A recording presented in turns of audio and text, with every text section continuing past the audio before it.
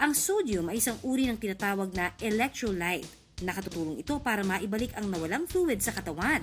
Gaya na lang kapag tayo'y pinagpapawisan. Kaya nga karaniwang may taglay na electrolytes ang mga nabibili nating sports drink. Sodium is a very essential electrolyte ng katawan natin. Yes, it varies, no, depende yun sa activities natin. So nawawala siya. That's why we also have to replace it. Kapag kulang tayo sa sodium, madalas din tayo nakakaranas ng pamumulikap. Ang muscle bago mag-function, meron tinatawag na gradient, sodium-potassium gradient. So may balance yan. May mga reaksyon na dapat mangyari para ang muscle ay magtrabaho o mag-function.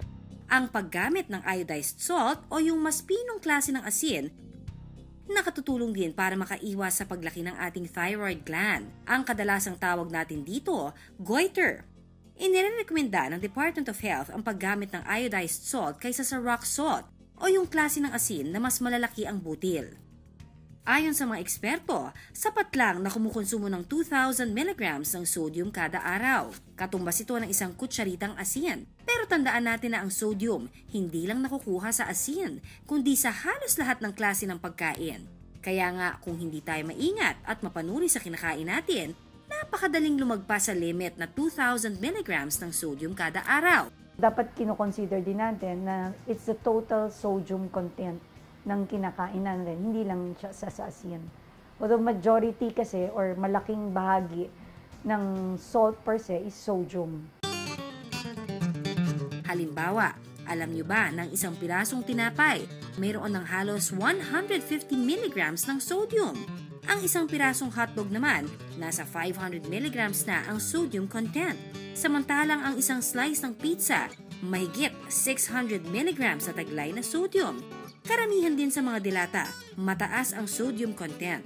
Marami kasi itong taglay na asin para hindi agad masira o mapanis. Maski nga ang paborito nating mga sausawan, kahit paunti-unti lang ang konsumo natin, napakataas na pala ng sodium content. Ang isang kutsarang toyo, nasa 800 mg na ang sodium content. Ang isang kutsarang patis naman o kaya isang kutsarang bagoong, halos 1,500 mg na ang taglay na sodium. Dumadaloy ang sodium sa bloodstream o yung dinadaanan ng ating dugo.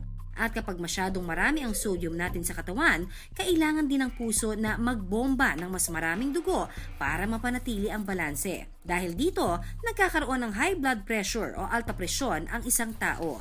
Kaya nakakakos nga ito ng pagtaas ng presyon kasi tumataas ang blood volume ng isang tao pag masyadong mataas ang sodium. So kaya pag mas mataas ang blood volume, mas kailangan magtrabaho ng overtime, ng double time or harder ng puso natin in order to pump out the blood. Kapag din sobra-sobra ang sodium natin sa katawan, maaari itong mamuo at kalaunay maging bato. Ang tawag naman dito, kidney stones. So remember, ang dugo natin dumadaan sa ating kidneys, no? So kung masyadong maraming elements or minerals na at wala tayong masyadong fluid sa ating katawan, then may tendency na yun ay magbuo-buo at mag-form ng bato. Sa mga may alta presyon at kidney stones, pati na rin sa mga may diabetes, 1,000 mg lang ng sodium o katumbas ng kalahating kutsaritang asin ang dapat nilang ikonsumo kada araw.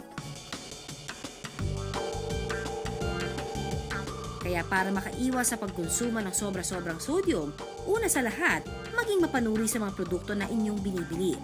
Ugaliing magbasa ng nutrition facts na nasa label ng produkto. Makabubuting hanapin ang mga produktong may nakalagay na sodium-free. Ibig sabihin, mayroon lang itong 5 mg ng sodium kada serving. Tandaan ang bawat produkto ay may tinatawag na serving size o yung inirekomendang dami na pwedeng ikonsumo ng isang tao sa isang kainan.